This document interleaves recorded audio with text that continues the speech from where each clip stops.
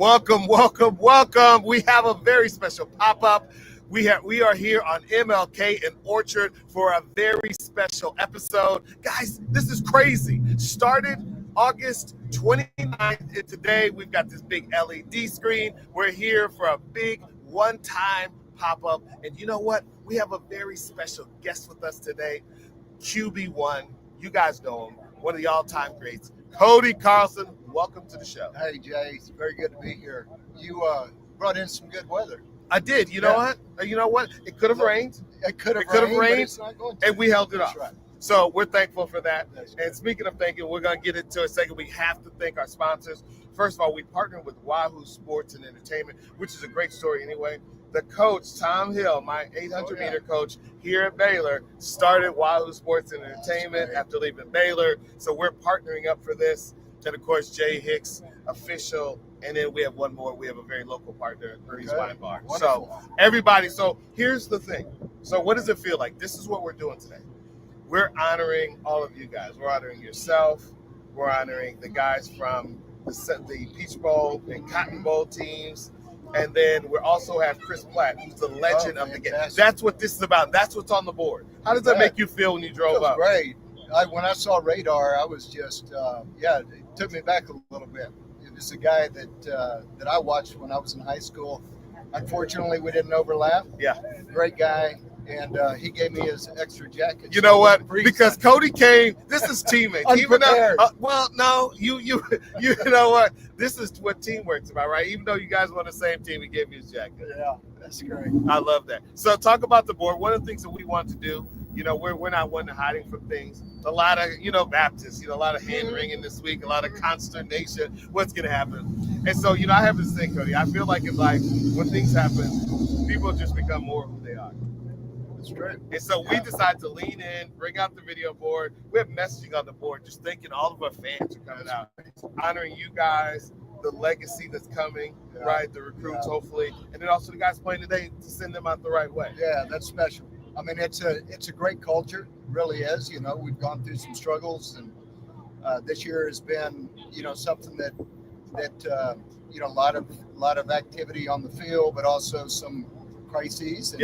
And so you look and lean into what makes Baylor special, what makes the football program special, and it's great to be here as a part of that foundation. But also we had struggles all along as well. So how resilient you can be, how you can appreciate kind of just the whole culture and one another is a big deal. I love that. And we're here, Orchard and MLK. Guys, pull up if you're watching.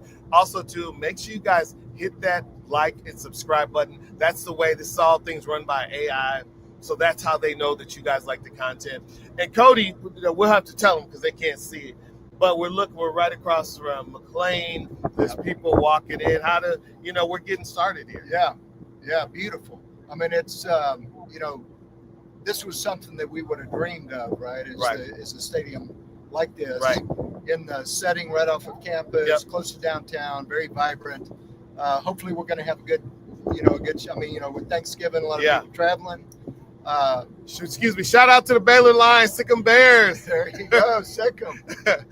Isn't this great? We have the Baylor line coming through. We're live on the podcast, and this is just this is what it's about. And one of the reason why we wanted to do it this time, Cody, is because it's the last time we'll get together, right, until the fall. That's right. Yeah, and so there's it's been a season of ups and downs, and it's great to hopefully we end on a positive note. Right. Become bowl eligible. Let's go. We need it, Cody. We do need it. It's going to be a challenge, but hey, it should be a great game. I think we'll be prepared. Yeah, I think they're going to be prepared. And how do you feel? I mean, I know many years later for you, not that many. Yeah, but many. But when people say your name, Cody Carlson, what is it when you were a young guy that you wanted people to think about when your name came up? Oh gosh, that's a great question. I think it was more when I was growing up what my dad wanted people to think about. Right, he was kind of a ballast. He was a disciplinarian. He always told me be a better person than you are an athlete, a student, or whatever the case. And so, I think there was a moral compass and direction that I really wanted to be a good teammate. I wanted to be a good friend. I wasn't always, right? We make mistakes. We're all grown. But it was something that was kind of ingrained in me. Yeah. And I have to ask you this. You talk about this balance to your dad and kind of give you direction. If 19-year-old you walks in today to that stadium, you've got an NIL check in your hand. What's the first mistake you made? Oh, gosh. What would it have been? It wouldn't have been a car.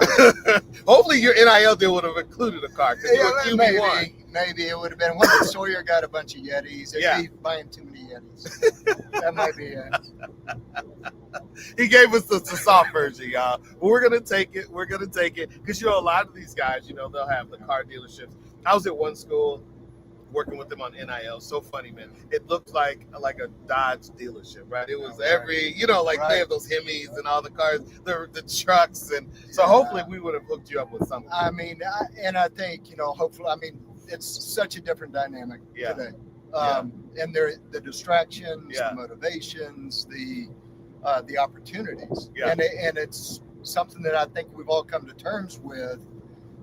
Whether we like it or not, it does make sense on some level. Sure. It just has to be regulated, and we're in a space right now where it's not. And so you have a lot of young people that come in and they get money. Yeah. They don't know what to do with it. Get money.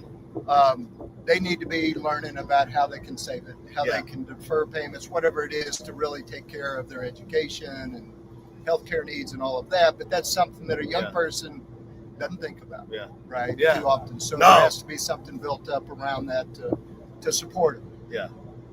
I love that too, because you're right. And I got to ask you, so who do you think would or should? Because right now, I feel like in the NCAA, we're not here to criticize anybody. We're just speaking truth. Sure. It seems like the kids are at play, and the kids is everybody from the adults, the schools, the NIL, the companies that work in the space. And it seems like the parents are gone on vacation in Europe. Think about some of those 80s movies, Pretty in Pink and 16 Candles. Remember, the parents are always gone. Way before my time. It was in his era. And so it feels like the parents are away and no one's really regulating. Who steps in, do you think, to regulate it? What do they have now? A commission that has been given authority to govern, and actually that means looking for where people are playing the system, not abiding by the rules. But I think no one really can catch up to it at this point in time. We don't know what universities are doing. We know that there's revenue share, which was a house settlement, right? Yeah. But we don't know what else is going on, and I'm not sure that every reporting is accurate and it's so you think there's consistent. Just a full stop there. So you think that there's also some transparency, because what you're saying, I didn't think about this. We're really kind of relying upon the schools to kind of self-disclose, but there's no even more than that, maybe. There's still probably boosters that are involved in a way that is outside of the bounds. That's just potentially human nature. If there's not a governing body, if there's not regulation, then people are going to do what they want to do. And so I think to be able to clean that up and really give a commission or a Congress, a legislative policy to be able to clean it up and kind of systematize it all over the nation. So, okay. And I got to ask you this. You're very familiar with NIL, right, with your work in the space, and you were QB1 here. How much would you have been worth today? Well, I split time with Tom Mickey. Right. So we would have split whatever that amount was. No, we're not. I'll tell you. With this guy, he won't get. Yeah. So when I don't know the exact number, but when I was playing, TV rights. So it was always contracted by the NCAA. Right. So in 1984, I think was the first time the conferences were allowed to contract TV rights. Right. And the packages were minimal. Yeah. So there wasn't that kind of money around. Well, we're talking about today, though. We're fast forward, and I just want to give you Coach Rule. Of course, we know broke the internet as he loves to do. Yeah. Former Baylor coach now at Nebraska. He said the average quarterback, you can't get one for less than 700,000 to 1.2 million. He said that's the average. Right. So Yeah. where are you at? Because we had to get I'll you tell here. you, my rookie contract with the Oilers was $75,000. So I mean, it's hard to even think about I'm that. thinking you're close to that 1.2 mil. Yeah. I don't know. I wouldn't mind having that today. Right. But I don't have any value. How you do advising, giving perspective. Right, because you went on from here. So before we get into your NFL career, too, I want to talk about this. What kind of a guy were you here at Baylor? I mean, we're talking about away from the field. Yeah. I mean, I was mostly about football. Okay. Like, I mean, I went to class. Yeah. I did my work, but I was just in love with the game. I loved the culture. I loved the friends that I had on the team, and that was kind of a family away from home. And shout out some of the guys. Who were some of the guys? And I know there's too many, but just there a few are so many. We had a reunion a couple of weeks ago of our '85 Liberty Bowl championship. Wait, was that played in El Paso? Where was that? That was in Memphis. Memphis. Yeah. That's right. That's right. So we had 45 guys that returned and from all over the country. But I'll shout out to my roommate was John Addix, who was played in the NFL, was a center. Absolutely. Our offensive line was, a very, very good offensive line, protected us well. But I'm gonna talk about some of the stars. So Thomas Everett was a game changer for all-time Baylor. greats. Ron Francis. So I'm going to give just a little bit of kudos to the defense. Shout out to the defense. Yeah, but no one would have seen them if it weren't for the offense, right? Because that's what it is. Right. That's what sells the tickets, baby. That's right. So Ray Crockett was an underclassman, Robert Blackman, Johnny Thomas, Renee Thompson. I don't want to forget anyone. All those guys had great careers here and then went on to play in the NFL. Ray Berry. Yep. Trey Kraft, Steve Grunbein. So offensively, we had about 7 running backs that could carry the load. Wow. A very, very deep team. And it was just a great experience. We had a lot of success. We had really a family. We came together from different cultures and different backgrounds, different races, and just flourished and grew up. Sure. Yeah, under the right value system as well. And I got to ask you this: what would it have been like to play today's offense, where it seems like guys have the green light? Yeah, it's kind of hard to understand for me. And I'm not I don't pay enough attention to it to be an expert. Oh, right. Hey, if you guys believe this, man, he's got something to sell you. He's forgotten more than most people know. But it really would have been fun. Now, we were pretty innovative in our time, which, we were on the heels of the wishbone, so you didn't have to do much to be innovative. Yeah. But our coaches put in some spread packages, and we threw the ball around a little bit. It would be fun today, but it's just such a different game. Yeah. You go to the iPads, they're checking, just the learning that's available to you inside the game. Some people use the AI, obviously on the sidelines. That's right. Hey, do we go for it on 4th and 3? What does the statistics say? What would that have been? Yeah, the whole dynamic, the culture, the stadiums, the technology that's available to you, the training. Yeah. The monitors they wear, the track and it truly is almost. We'll go back to this. Has a inference within NIL. Yeah, it's really their job. Yeah, right. In some ways, it's really their job. And they spend a whole lot of time dedicated to that. Yeah, and so you see greater skill. You see, more speed. You see people that are prepared, that understand the game more, and it truly is a different. It's a different era. Do you feel like it's almost a new game? I mean, I know the basics are there, but all the things we're talking about, even the gear, the shoes, the gloves now. Sure. I mean, it doesn't go a game that people don't go up for the food. And not that our food, we stayed alive. Yeah. But now these guys, have good training table. They're taking in the right nutrients. Yeah. They're training the right way. Some schools have sleep chambers. Sleep chambers. They have freezers for hot days. Maybe not freezers. Just totally. Yeah. Yeah, man. We're here with Cody Carlson, one of the all-time greats. First of all, shout out to everybody on the stream. Shout out to you guys. We really appreciate you. Make sure you smash that like button, subscribe. And if you have a question, drop a question in. Cody will answer it. None for me, though, because Cody is the QB1. Oh, okay. All right. No, I have to ask you this because I feel like I meet people all over the world, right? You travel with the Baylor gear, and somebody's going to walk up to you like, hey, I'm class of, 86, 82, 91. But I feel like everyone has that Baylor moment. Right. When was a Baylor moment that you still feel in your chest? Oh, wow. Well, that's a great question. I mean, there are a lot of them, and to call out any one thing as exceptional, I mean, it truly might have been, just traveling, playing football with the Oilers. It would be Baylor people in, lots of different cities, and to be able to connect with them and kind of identify in that special way. Sure. Right. And we did that. I would say the most interaction I had was with Baylor football players that went on to the NFL. Right. And there was something, before the game we weren't talking to each other. Yeah.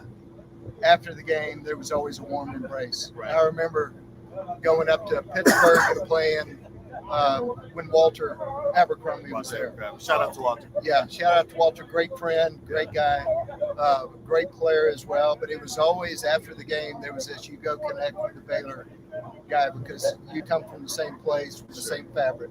Sure. And so that was pretty special. I love that. Even if you lose, and we got pounded in Pittsburgh, and I remember him coming up and putting his arm around me.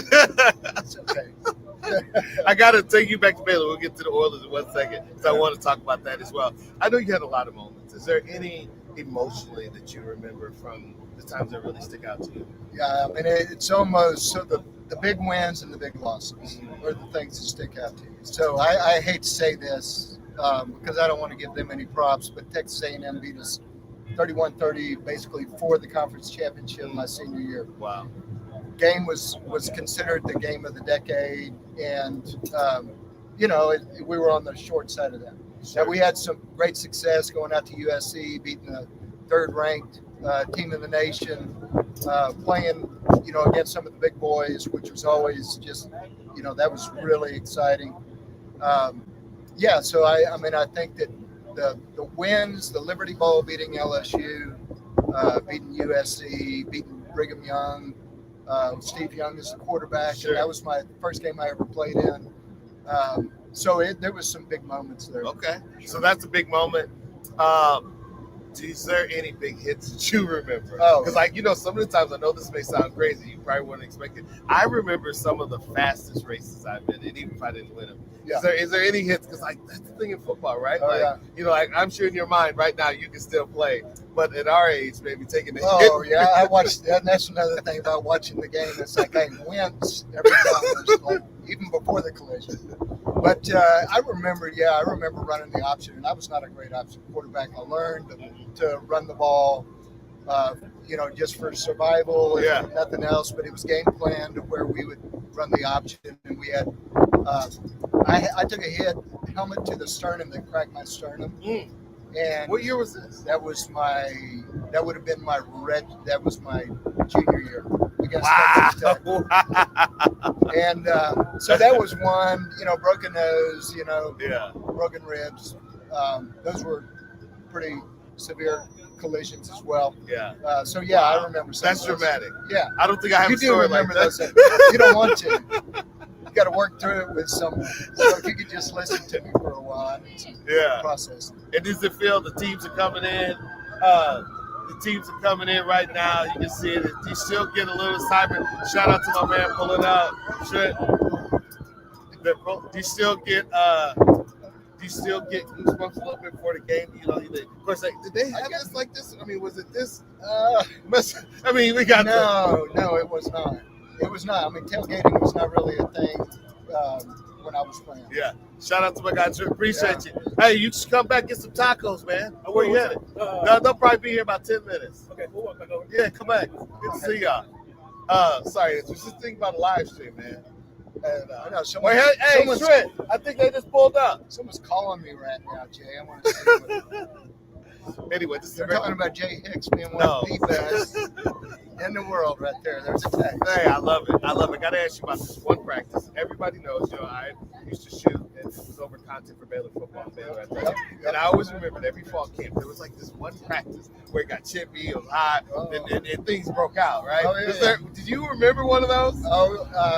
Yeah, we had a couple of moments. Yeah, definitely. And you know, it's interesting because the defense and the offense, we were competing against each other every. And you had some dogs on both sides of that absolutely. ball. And there was a lot of intensity. That always. When you get tired and grumpy and hot, just want some sleep, you want someone to leave you alone, there was always those moments. Tired of seeing each other. Yeah, but there was some moderation to it, right? I mean, it was this, competitiveness, but this is a friend, not a foe. Yeah. So ultimately, it was all put to rest. But some hands got thrown. Oh, yeah. I would say that. Hands, feet. Cody talks to us like we're in Sunday school. Oh, not me. No, I know you did. Not me. I was always. Hey, you have to protect your hands. Yeah. Right? Absolutely. I mean, if you're a skilled player, you really. As a matter of fact, I saw this clip one time, and shout out to Dion Primetime Sandy, great all-time player. But I watched this match. I think it was him, and I think it was Jerry Rice. Okay. Right, and they got chippy. And then I think he and Andre Rison when they played together. And I remember one time, I can't remember the game where Prime threw a punch. And I'm like, I was surprised because he was also he's got in some slots at wide receiver, and he did returns, so his hands were valuable. Yeah. So I was surprised to see him throw. Sometimes it's just the blood boils, right? And it's just like having a brother or anything else. You get competitive. Yeah. And there's a lot on the line. Yeah. And sometimes people. I mean, it's a game there's violence right under the surface. Right? And shout out to Coach Prime. That just shows you, that's that competitive spirit, right? That I know that you channeled. How did you since you not playing now, obviously retired. Obviously. What is it like to find that competitive juice? I was just watching a clip, literally right before I went to bed. It was Michael Jordan, and he said if he had one wish, he just wished he could lace it up one more time to play. He just has the juice. Not me. No, I just, I think once I was done, I was truly done. Yeah. I enjoy watching it, and I still get nervous for Baylor. Yeah.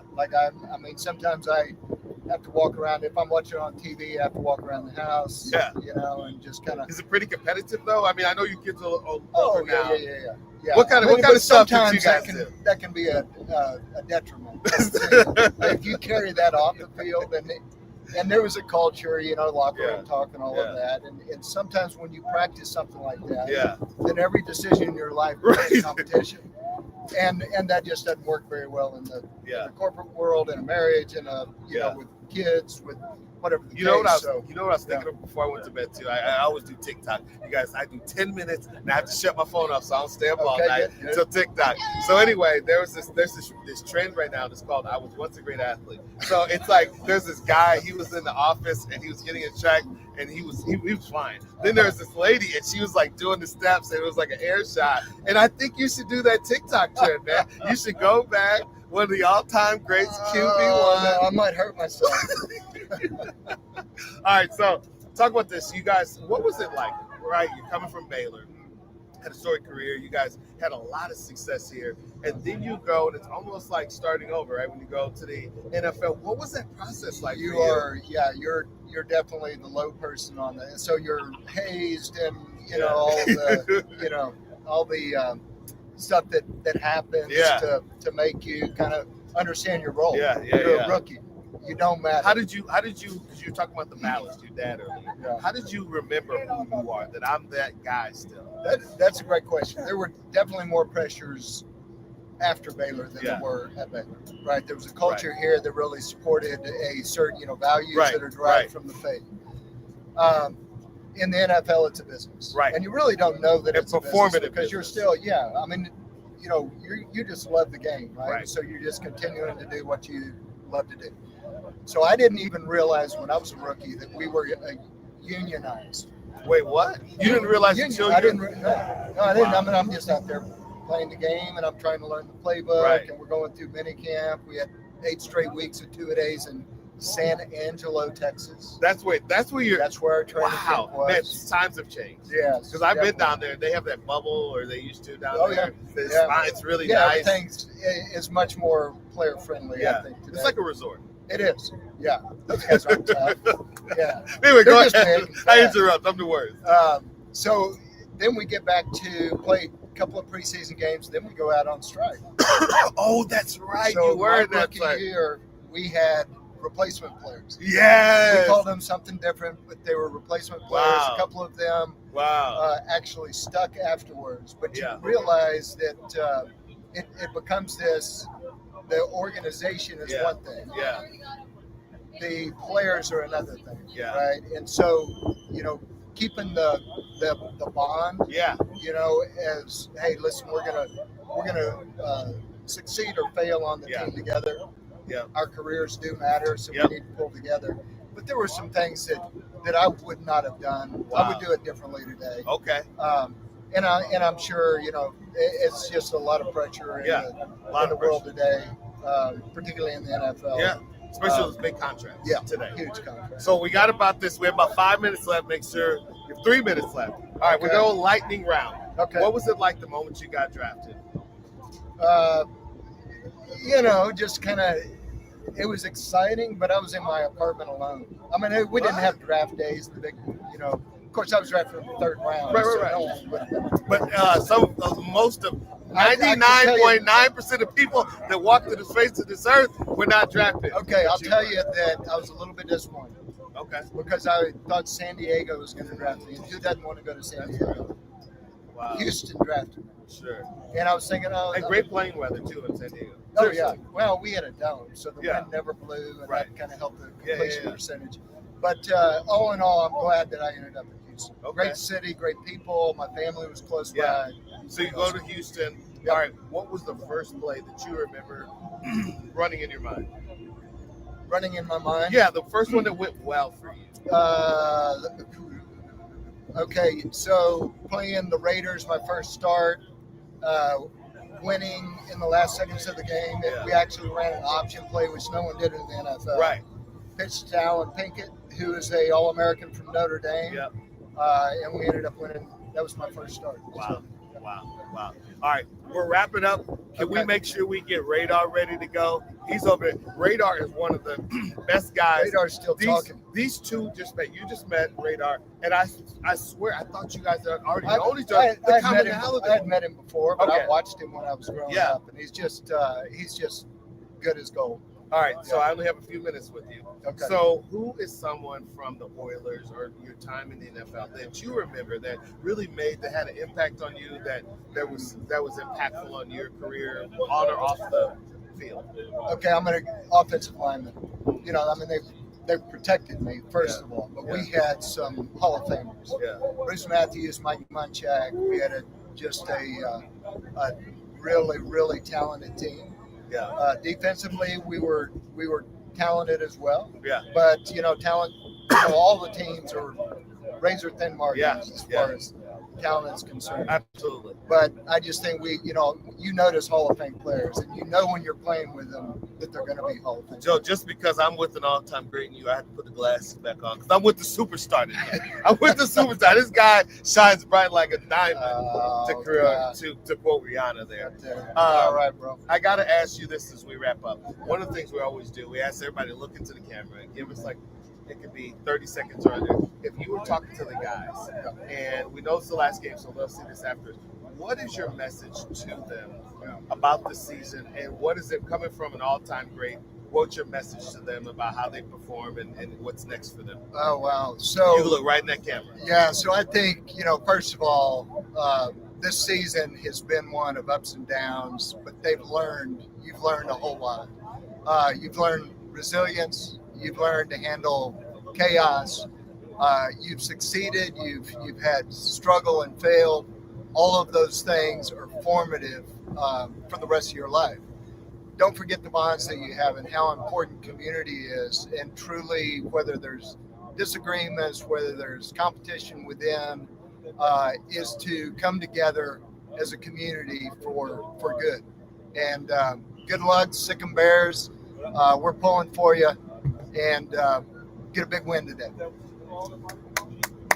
I got to give him a round of applause. All right. All right. So thank you so much, Enjoy. man. Cody Carlson, man. It's been a pleasure after knowing you all these years to get down and to really talk to you. Hey, you're good at this. No, man. Hey, you know what? That's what happens. I'm trying to tell you, they should have had you on TV. Whoever didn't get you, I'm going to go find somebody, man. But thank you for coming up and supporting us. All right. Thank you, Jay. All right. Sick of Bears. Thank you, sir. All right, bro. All right. See you. See ya. All right, guys. We have up next, we have Radar Holt. We just got done with QB1. This is my guy right here, one of the coolest guys to ever do it, Cody Carlson. All right, guys, we have coming up next. Actually, I take that back. Jonathan reminded me I have Doak Field coming up next. But hey, before we hold him for 1 second, guys, first of all, make sure you guys smash the like button, hit subscribe, and make sure you follow the channel if you like content like this. All right, coming up next, we have, come on down. All right, man, this one was special, man. This one is also special. We've had a bunch of guys. Welcome to Jay's Tailgate Nation, live from Orchard in MLK. How shocked are you to be here in this moment? Welcome, first of all. Thank you. It's great to be here. You know, for many years, I've been parking right down the street here and walking over to the stadium, and I never in my wildest dreams would have thought I'd be called upon to come into this tent here and be on your program. And it's an honor. Well, it's us. It's Wahoo Sports Entertainment. Shout out to them. They're providing the board. We have food. We have drinks. We also have Marie's Wine Bar. We're not promoting, but we're also having a good time. So talk about this. We're here. We're in the stadium. Obviously, you played at another stadium in Floyd Casey. How exciting is it, though? I mean, we just saw the team come. Do you get a little jitter still? Oh, absolutely. I was been a season ticket holder for a pretty good while. I had in the last couple of years. Yeah. Don't hold that against me, but we're going to try to bring you back. Family calls. So I was sitting on about the 50-yard line for a couple of years here, and it was, of course, during Art Riles and RG3. Yeah. We're not RG3, but all those other teams that came behind. Yep. So, Nick Florence and all those guys. And it's just been really exciting. I'm excited every day. Yeah. Even though we're having a substandard, subpar season, I'm excited about playing the University of Houston because they were one of our big rivals. Absolutely. The Southwest Conference days. Yeah. Now, do you remember back, and I know this was after your time, remember when they had the run and shoot down there? Oh, yeah. And all those days? Yeah. Playing the dome. Yep, they had it rolling. That was kind of the fever that they had going there. Yeah. Art brought to Waco. Absolutely. Yeah, he put his spin on it. The rest is history. If you guys haven't been, make sure you go. There's the RG3 Stadium statue over there on the other side of the stadium. But I have to ask you this, though, about your time here. So if we found one of your old teammates over here and they had one word to describe you, what would that word be and why? I hesitate to say maybe redneck. And that's only because, don't think bad about that, because I grew up real rural, right, on a ranch, like 13 miles out in the country. And that's where I am today. I reverted back to my old roots. Back to your roots. That my family instilled in me from the old days. But I think, there was a time there when I was kind of the country bumpkin, and everybody liked to razz me about that. But then by the 4 years, I had looked more like a Baylor student than I did a redneck off of Burnett County, northwest Burnett County. So. Shout out to Burnett County, man, the place that produced you, man. So they would say that. What were you like? I mean, so off of the field or on campus, were you the guy that was always studying film? Were you the guy out? Were you guys at chapel? What were you doing? I was not your normal Baylor student. I was out.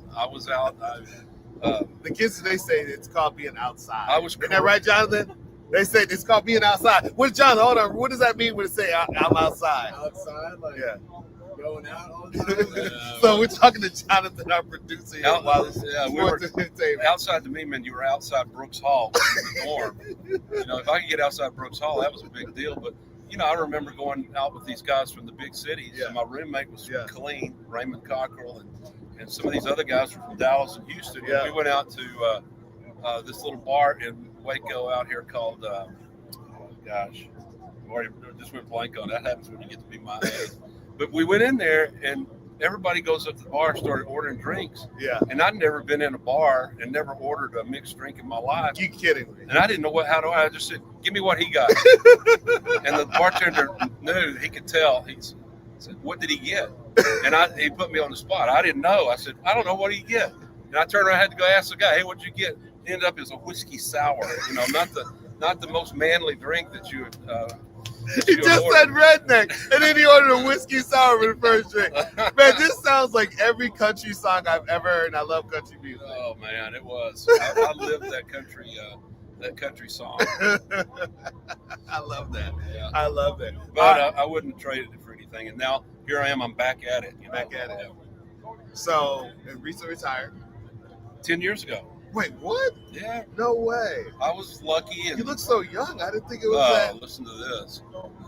I know I'm going to catch a lot of flack today for my grayness and my heftiness, but no, I was very fortunate and was able to retire. Well, I'm not retired. I'm now a rancher out on the ranch, and I'm running a chainsaw. I love it. A couple of days a week. Perfect. I've got so much cedar. I've got 2 small places in Burnett County, and one of them's the old family ranch. And I'm put on the well, I don't. I should. The protection. He doesn't use any PPE. No, nothing to keep me from getting sawing a leg off or something. But up on the hill, and it's a balancing act with a chainsaw in one hand, trying to keep my balance because the hill is so steep. I call it a little mountain up there, but it's not. There's no mountains in the Central Texas. So speaking of balance and putting things together, what is your most Southwest Conference moment, right? We're talking about bad turfs, wild nights. I think you guys used to travel by bus back then. What's your most Southwest Conference moment? Well, each city had a different moment. I can remember, I won't mention my road roommate when we went to Lubbock to play Texas Tech one year. And I'm a sophomore, and I've been starting I started the whole sophomore season, junior and senior. So I didn't want to get in trouble, but my roommate, who was a senior and had been around the block a few times, said, hey, the Kappas are having this huge party over here in Lubbock. as soon as they come by with bed check, let's go. One of my girls is going to pick us up out in the parking lot. And I'm going, what? There's no way. I'm not going to roll the dice on this. And then the same thing happened. And it wasn't me, but in the 1979 Peach Bowl. Wait, what? No. This I can't. Is that in Atlanta? Yeah, I got to tell this story. I know this is Southwest Conference story, but a couple of the guys decided to go out, and Coach Taft was really lenient with us. He was kind of rewarding us. We didn't have bed check or curfew. With that crew you played with? Oh man! Shout out to Coach Taft. Yeah, he's a man of deep faith. I think he, by that point, realized we were disciplined enough to be back in when we needed to be. But a bunch of the guys, the young guys that were freshmen that weren't going to play anyway, they were down coming out of the hotel. Yeah. And Coach Taft's in the lobby, and they walked past him. And I don't think they saw him, and they went out and stayed out for a long time. And I don't know how it came that they were coming back into the hotel. Yeah. And I don't know if it was Coach Taft or another coach was sitting in the lobby down there and wrote all their names down. One of them is from Waco. He went to Waco Richfield. That'll narrow it down right there. And when he got back to home after we beaten Clemson and landed here at Madison Cooper and went home, his mom says, "Oh, I saw you on the TV." And he said, "Yeah, I was over there on the sidelines." Well, he never even dressed out. The coaches, these guys that got caught, never got to go to the game. Wow, that's crazy. That's a different time. Well, you did that today, man. You'd be blasting on social media. The coaches. Yeah, wow. I'm glad there wasn't social media. All right, so we're here. We got to talk about it. The last game of the season. We're going to come back to your career in a second. But I just want to talk about this game day environment. We're trying to send these seniors out the right way.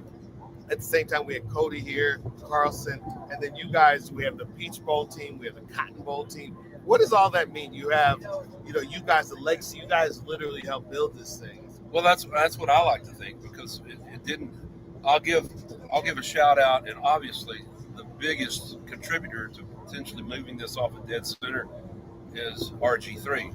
And Shout out to RG3. having a Heisman Trophy season like he had, Yep. you can't argue with that. No. But there were a bunch of Baylor teams, and I defend these Baylor teams even before I got here. Those teams in the 50s, Right. the 60s. The 60s was a tough time, but Tough one. there were some good teams in the early 60s.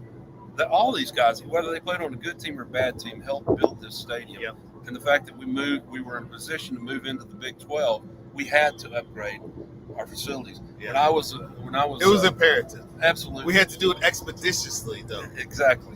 When I was a senior, I lived in some townhouses right up here off the intramural fields. And my roommates and I, we would get out there and hit golf balls out on the intramural fields, even after dark. No way. But we would look over across the river and we'd say, man, that is a perfect place Are you for a serious? stadium. Wow. And they ended up building, of course, the Farrell Center, Yeah. where we hit golf balls, then the baseball and softball fields over there. And I think there's tennis courts over there too. Yeah. But we wanted a football stadium, and it ended up, they moved way down close to I-35, which is okay. Yeah. It got done, and I'd like to think that we had a small part of that. Yeah. Every single Baylor team before had a part of that, and these guys that are playing today and in the future, they'll be working to enlarge this thing because I Yeah. think they built it and designed it to have an extra 10,000 seats in it. Yeah. So that's what I'm looking forward to. I love that. I love that. All right. Talk to me about a play. I love you that kind of how you framed it, hitting those golf balls. But take me back to a moment or a drive where you were completely gassed, but you made it anyway. Just about every game is one of those. Well, let me see. You know, I think maybe the SMU game in 1980 where they We here? yeah, we were here, and they had us on the ropes, and they drove all the way down to about the 5-yard line. And Mike Ford, who I've spoken to about this, Yeah. he was the quarterback for SMU. He was dangerous, really great player, great leader. He had them down on about our 5 or 10 yard line, and he wouldn't tell me what happened, but the net of it was like 3rd down and goal. Yeah. And he bobbled the snap, and Joe Campbell, our nose guard, our defensive tackle, recovered it to stop that drive, and we ended up winning the game. Wow. It was the closest game we had, but I can remember. And SMU was red hot that year. Yeah, they had Craig James, Eric Yeah. Dickerson. They had a Cool, couple I'm of defensive backs. That was like the who's. While you're talking, I'm in my mind thinking about that line. Yeah, that was the neat thing about playing against guys like that. Yeah. And you know, that game is one where I think I don't know if it was gassed as much as I was probably hyperventilating because I was so nervous, you know, because we had a great season on road. We were undefeated. Yeah. And we played them, and they came real close to beating us. That was the only game that we really felt like we might have had an opportunity to lose, and we pulled it out. So, Man, we're here sitting with QB1, Doak, one of the greatest to ever do it here in that list of QBs and players all time. I have to ask you this because I know a lot of people. I was looking at your stats. They're eye-popping, by the way. If I were you, I'd probably have them on my mirror in my bathroom every morning. But was there ever a moment that you thought, man, I'm not that guy, but then you ended up performing and proving to yourself or reminding yourself that you're that guy? well, obviously, coming from a 2A program, Burnett, Yeah. we were 2A, and I only had probably 90 in my graduating class. Wow. And Wow. to be classified as, I think they called me a sleeper. There weren't blue chips back in those days. Right. I don't remember anybody being called blue chip, but and I think my father reiterated this, that he didn't know that I could play at the college level until I played the Texas High School All-Star game up in the Cotton Bowl in the summer of '77. That's when I kind of felt like it. But then I stepped in 2 days here at Baylor. Yeah. And it was as if everything was a blur, because when the ball was snapped, Yeah. I've never seen 260, 270 pound guys move that fast. So, I had to step it up a notch. Yeah. And fortunately, I was not tapping out my potential. So I had room to step it up and made the adjustment. But I saw guys that would come in here over my 4 years there that were blue chippers, and they were from 5A programs, 4A programs, and they would get out there and you go, wait a minute, I thought this guy was supposed to be, Yeah. and they don't stick, they didn't find a spot, they didn't adjust. So I was proud of that I had an extra gear, and I attribute that to my mom and dad, who were both Shout out to your mom and dad. good athletes. That's amazing. And I want to talk to you about that, right? You talk about your mom and dad, you talk about the journey that you had here and come from 2A, which, I mean, right, we saw Arch Manning. I think he went to a smaller school, and we're seeing him grow and flourish, so you know about that journey. But I have to ask you about this. What part of when you end up at Baylor, you end up getting drafted, I know you went to Philly and then ended up in St. Louis, but what part of Baylor ended up with you on Sundays? I think the spiritual part to a large degree. I was one of those. I really was a shy, quiet guy when I stepped foot on campus. 4 years later, I was not. We're going to talk about that in a second. With the help of a bunch of knuckleheads, like standing over here on the street corner, we're waiting to come on the show. But let's talk about Radar. Go ahead, sorry. Oh boy, I think the spiritual aspect of Baylor was good for me to be around, even though I didn't grow up Baptist. Yeah, I grew up in an even more conservative atmosphere than the Southern Baptist. Wait, that's possible. I It grew is up possible. Southern Baptist. I didn't know that was possible. We'll talk after the show. First of all, we got to get these bottles off the table. What bottles? What is he speaking about? I don't know. They just look like it from here. But I think, and that was good for me. And, I can remember going to what we had before games in the NFL, and I had a real short career, chapel. Yeah. And we had that in the USFL too. Yeah. And, I admired the guys that led our chapel services on Sundays before games. Yeah. Or whenever we played. In USFL, we sometimes played Saturdays and different games. But So chapel was. I think that was something that Baylor, it stuck on me. Okay. And I carried that with me, and it was good to have because, it's so easy when you get put on a pedestal to act like a fool sometimes because people kind of expect that out of you, even though it's bad. So, but I had my moments, and I'm thankful that I'm still here. Yeah, and I got to ask you, and I love that, and I think that what you just described. Whenever I run across people at Baylor, you're at the airport, you're wearing your Baylor gear, people always come up to you. So that really means a lot to me. One of my favorite movies is The Office. I don't know if you ever remember that show. And it's a cult internet culture, and they have this great line in the show. It's like on the last episode, and Dwight says, he's like, you never know when you're in the best of times until after they're gone. What is that moment for you at Baylor? Well, obviously, I think I was on some great teams. We paid a price. 1977, we're 5-6. Yep. 1978, and Van McElroy, who made All-Pro and was a great defensive back for us. Played in the NFL for 11 years. Ended up He becoming and I an were agent talking right about after that. He and I talked about this the other day. He said that the talent on the 1978 team was scary good. And I knew exactly what he was talking about because I've told people that many times that we went 3-8, but we beat A&M in A&M. We beat the Longhorns 38-14, knocked them out of the Sugar Bowl into another bowl. We were just great. We just had some hard knocks early in the season, but we grew from that. The next year, 79, we come back and we were 8-4, but we could have very easily have been 9-3 or maybe even 10-2 that year. Okay.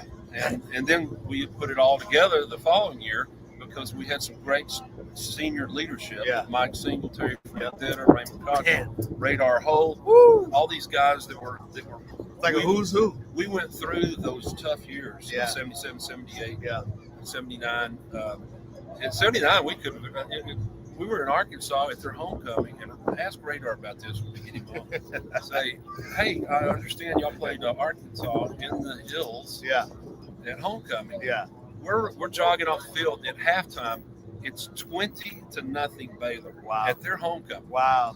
And they were ranked. In and favor. they were in the top 15, I think. That's a ruckus. That's a ruckus Lou crowd. Holtz was their coach. Oh, And wow. As we're running, the Arkansas band is in the end zone, and we're running to get to our dressing room, and there's bottles flying at us, those Arkansas hillbillies throwing whiskey bottles at us. And Radar looks over at one of the band members that's lining up, and he says, "I hope y'all can play better in your football team." Well, the final score was 29-20. They came back and beat us. No, Radar, too early. Yeah, he got us in trouble on that one. We couldn't back it up. That was one of those Man. bad deals. All right, so we got a couple minutes left. Jonathan is telling us we got to wrap. But I have two things. First of all, growing up, you've been around Baptist. I grew up Baptist, went to Baylor. And, it's been a lot of hand-wringing, a lot of consternation the last week or so. What's going on? If you had a message, because you seem like a guy that you said to, you knew how to ride in the saddle, right? You knew how to handle things, ups and downs, highs and lows. What's your message if you look into Baylor Nation to give them a message right now? Well, it sounds so simple, those words, never give up. It's going to get better. It can get better. You can be the leader. You need to take more initiative. You need to step up. I was fortunate to play for George Allen's teams in the USFL, and he has this poster that was made, and it's got a lot of verbiage on it. I won't go into it all, but that's the gist of it. Is never give up. You never know when you're going to be called upon to make a play. He was always preaching, make a play. So he would look to the second and third teamers and say, you need to be ready. Okay, and so don't be sitting in the meeting, because he would surprise you sometime. He'd point to you, "Hey, Doak, what are you doing? 46 jet key BQ." And I was in the first USFL game up in Washington D.C. Wow! And they put me in the fourth quarter. I've been standing on the sideline doing all my special team stuff. Yeah. And the outside linebacker that I was playing behind at that point messed up. They threw me in the game, and I run out there, and they're on like our 5-yard line, and they have not scored on us. And we're going to win the game. And they run the captain calls a defense to where I was supposed to take an outside and containment rush. Okay. Well, I did, but it wasn't outside enough. And I got blocked. The quarterback went around me and threw back across the field, and my defensive back, who was an old veteran from the NFL, slipped and fell. Yeah. And they scored a touchdown. Wow.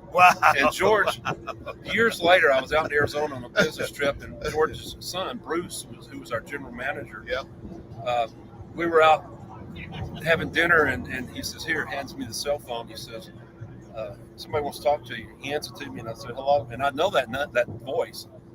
I was one of his, he called them generals. I'd meet with him. There's 4 or 5 of us that met with him every day before practice, and I was the guy that represented special teams.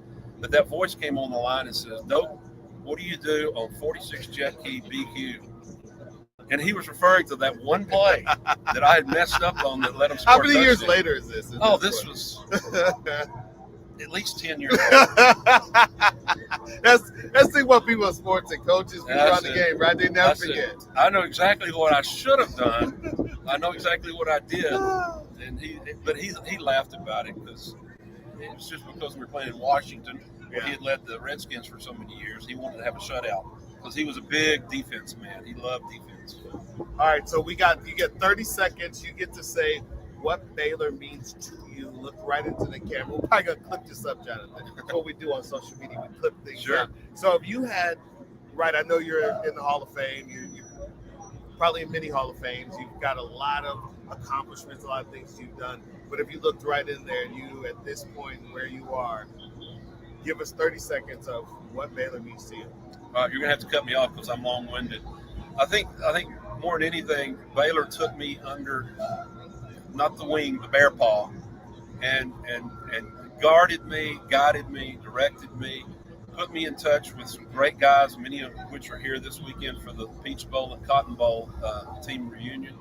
And I learned a lot from them. I learned a lot from the people that are associated with Baylor in the administrative role, those that are professors, the students, lots of students that I came into contact with. I got outside the Brooks Hall athletic dorm and was in a fraternity and things like that. So I got a wide variety of Baylor influence on me, and Wow. I will never be able to repay that. It was like God sent me here, and I think a lot of it stuck. Some of it didn't, but a lot of it did. All right, Gal. First of all, man, I gotta thank you. Shout out to you. I heard that you helped put this reunion together, so thank you for doing that. It's a pleasure. Radar and I got to talking about it. Figured, why wait? Why wait any longer? Yeah. That old biblical, why tarriest thou? So we're getting after it, and we will do this every year for one game until there's none of us left. Hey, wait, was that you to help secure tickets for the Baylor letter winners? Well, I made a few phone calls and made. That's not what I heard. I heard that you were in the AD's office. No, it wasn't like that. I'm kidding. There was some truth to that, but there is. But you know what? I heard you went ham, and I think a lot of people today that don't even know what you did. Thank you, because now the letter winners can sit in that section and things come on their seats. Yeah, that was a wild one. Came over here before this. I think the stadium wasn't quite finished. Yeah. And sat down and started talking about let's have a section for Letterman. One of the few teams. And not only football, but all athletes could sit. So we had to negotiate. They wanted to put us in the end zone by band. Yeah. And I dug my heels in and said, no, that's not going to happen. Well, I didn't negotiate too well because we only got to about the 5-yard line. But that's better than the end zones. Man, you know what? We got to have you back on individually, man. And so I love the stories, man. I mean, I feel nostalgic just listening to your stories. And you took me back to my days, and I can tell you had a good time. So we're gonna have to call you up and have you on by yourself. I'd love to do it. All right, man. Thanks so much. Right, one of the greatest to ever do it. Thank you so much, Doak. Thank y'all. Up next, we got Radar. We're gonna ask him some crazy questions. First of all, guys, shout out to Doak, one of the greatest to ever do it. It's been fun. I'm telling you what, I'm having Doak back on. Doak's going to get tired of me calling him because I know he's got some stories on some guys. All right, y'all, we're here. It is a great time. Cars are pulling in. The green and gold is everywhere. We see some red and white. Shout out, welcome. And make sure you guys hit that subscribe button, hit the like button, and coming up next, we have another great one. We're really excited. We're here at Orchard and MLK. We're in the mix. I'm looking at the cars coming in. Everyone's parking. First of all, welcome to the show, Radar. How are you doing? I got to take my shades off. I'm glistening or something? No. It's glistening. I'm glistening. You got to take your shades off. That's messed up, huh? Man, you from the same neighborhood. Welcome, man. I'm just joking. Yeah. Shout out to you, man, for making the trip. Thank you. I appreciate that. Yeah. It was a long drive. Yeah. Man, you know people are real when you jump in the whip and drive out. Yeah. I left at what time I leave yesterday? 9 in the AM, and I got here at 8 p.m. Woo, because I was texting. Was like, Radar, you alive, brother? I'm just checking. Yeah, I told you I was going to be here, so I couldn't let you down. I couldn't let you down, right? I couldn't let you down. Yeah, man. So talk about this. First of all, the name Radar. How did you get it? Who gave it to you? And how did it stick? All right. Honestly, I got the name when I was in 10th grade. I need to raise it up. Yeah, just you're good. I got that name in 10th grade. Matter of fact, me and one of the guys over here talking. He was talking about Waxahachie. Yeah, Waxahachie. And I told him that my football coach, he lives in Waxahachie now, and I asked him if he knew him. He said, yeah, he knew him. I said, that's the one who gave me my nickname back when I was in 10th grade. Actually. Wait, so were you going to school or or is he the coach here now? No, he was in Grand Prairie. He was in Grand Prairie. His name is Billy Midkiff. He's one of my football. Shout out to Billy. Yeah, he's one of my football coaches when I was in 10th grade. He's in Waxahachie now. Okay. So how did you get the name, though? And contrary to popular belief, a lot of people think it has to do with catching. But it has absolutely nothing to do with catching. It was for blocking, for crackback blocking. Okay. That was my can't do that now. Right. But you know how the coach say, keep your head on the swivel? Yeah, keep your head on the swivel. Yeah, I caught you and you didn't have your head on the swivel. Use all mine. Radar's a problem. I don't know if you guys can figure this out. This man is a problem. Yes, a sir. problem, yes, man. Sir. I love that. So that's how you got the name. It's stuck. It's stuck. And then the rest is history. Yeah. The history, it didn't go long as I would like for it to have gone. I came down here, Baylor, played, had a good career down here. And then I ended up going to Buffalo, Yep. but you know, injuries cut my season, Yeah. cut my playing career short. Yeah. Only got 4 years in. Honestly, I was there 4 years. I only played in 7 games. Wow. My first year, I tore my quadricep muscle, and I was on injury reserve. Missed that whole year. My second year, that was 82. We had a strike that year. We only had 9 games. I played in 7 of those games. Did pretty good. You and Doak in that strike year, man. Yep. And then my third year in Buffalo, I tore my knee up. I was leading receiving everything. Wow. I signed a new contract and tore my knee up the last preseason game. No. It's a Redskins. So That's why those guys like playing today, right? Man, yes, sir. But so I missed that whole year, my third year, and then my fourth year, halfway through my fourth year, my knee was still messed up, so they Wow. let me go. So I only played, like I said, a total of 7 games in 4 years. First of all, Radar is an incredible nickname. I mean, who You can't like that nickname? remember? Hey, I can't take credit for that. Coach Midkiff, Billy Midkiff gave me that nickname. Shout out to Coach Baker. Yeah. All right, so if you say, what is a Radar play, what does that look like? Crackback? My No, crackback? well, no. That's where it came from. It's Yeah. origins. But if we say, what is a quintessential Radar play, what is that?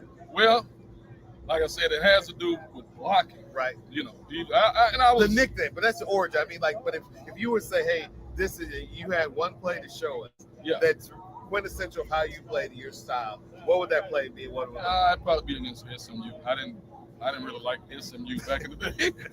But Reggie did, yeah, go ahead and finish. I got a couple of real good crackbacks. I tell you what, when I was in Buffalo, we was playing the Cleveland Browns, and I remember we ran a pitch to the left side, Yeah. right? To Joe Creel for the pitch.